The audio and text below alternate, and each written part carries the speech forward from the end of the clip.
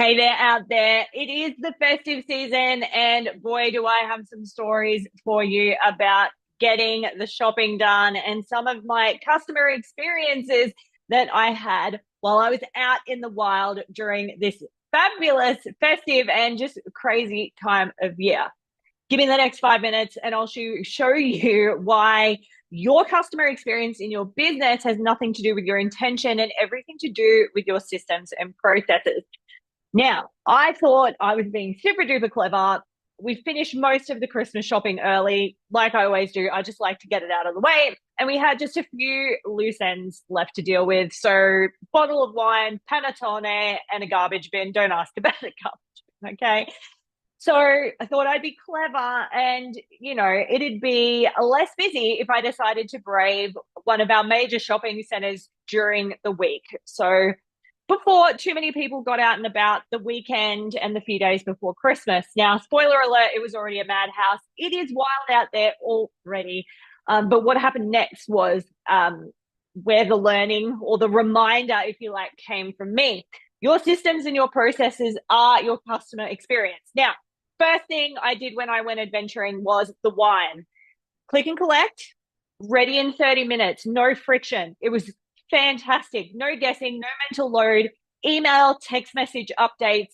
It was fantastic. I didn't think about the brand, the staff, doesn't matter. I just thought, wow, that was easy. And, as someone who doesn't, I don't drink, like, fun fact. So, like, this is not something I do very often. So, yeah, it was cool. I was just like, yeah, wow, I'm going back for some of that. There we go. Now, that's a system doing exactly what it's supposed to do. And I will tell everyone, as I am telling you right now, how great that experience was. Second experience, fantastic as well. Now, the bin, the garbage bin, again, don't ask. I went into the store for this one because I really needed to see the size. I needed to see the size. I wanted recycling and garbage, and I expected that, seeing the state of this shopping center and the car park, I thought it would be instant regret. Now, instead, that line, baby, there was a line that was snaking all over the place. I was like, tears of blood. However, that line was moving so fast, it took me less than 3 minutes to be served. And someone had clearly thought this through. We're talking volume, we're talking the number of staff, we're talking the flow in the store. And again, I didn't leave thinking, what a great team. I left thinking that just worked. And that's what people want at this time of year. They just want systems and processes that work. Now, here is example number 3, where it all fell apart. The panettone. This is where it broke. Ordered at 8 a.m. in the morning. No, like, yes, an email saying your order's been placed. No indication of how long it would take for this click and collect to be ready. No expectation set. Nothing anywhere. Can't read anything. So by midday, I'm standing at this store and they tell me that's a 5-day wait. Frustrating, but okay. I'm pretty chill about stuff like this. So I go and I grab one off the shelf and I say, cool, that's no worries. I've got one right here. Just cancel the click and collect order and I'll just grab this one now. They can't actually do that. They have to wait for that click and collect order to be picked. So no override, no attempts were made to contact the other department and try and sort something out. Now, they're not busy in there, by the way. They're literally just chilling. There's me and one other chick in the line. No interest in solving it. Now, for me, I'm like, I just had these really 2 great experiences that were very different, but it's very obvious. Not these people's fault. Their hands are tied. They don't know any better. And this was a failure of process. Now, I've worked my many, many years in retail, and this was a conversation we'd have very often. We would override our systems and processes constantly to help the customer. Now, we would leave notes and stuff. We would make sure we told someone what we'd done, but we were all about quick escalation, human decisions, getting things fixed. But this system, for whatever reason, major department store, no room for judgment, just compliance. And that's where the problems come, team. So this is, I want your lesson to be, your clients don't experience your intention. They experience your system. So they don't care how hard your team is working or how much they smile or how lovely. They care that they get what they need in a timely manner and they don't care what's meant to happen. They just want things to work.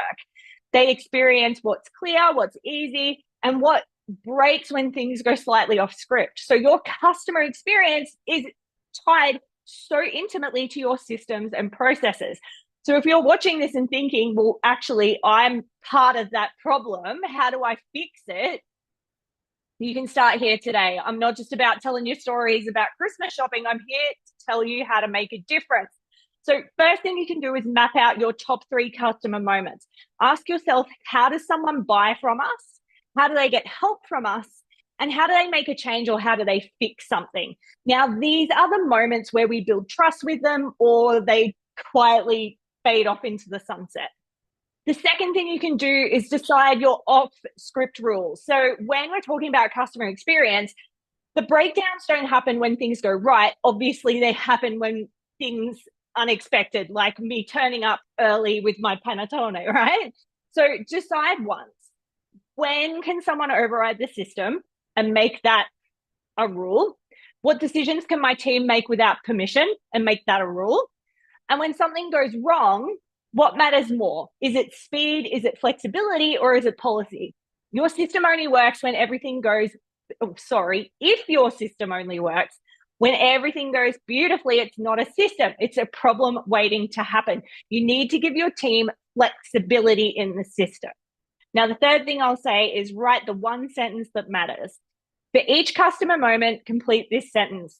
When this happens, our priority is XYZ. That one line gives your team permission to think, not just follow the steps. So if your priority is a happy client or a happy customer, they will do whatever it is in their power to make sure that happens. Now, panettone situation, that didn't fail because someone didn't care. There were staff there that cared. It failed because the system had no room for them to think and actually be proactive. Now, great customer experience is not about perfection. It's about designing systems that are able to flex and move and be fluid when real life shows up. Now, team, every touch point, you're either building trust with people, with your clients, with your prospective clients, or you're slowly eating it away.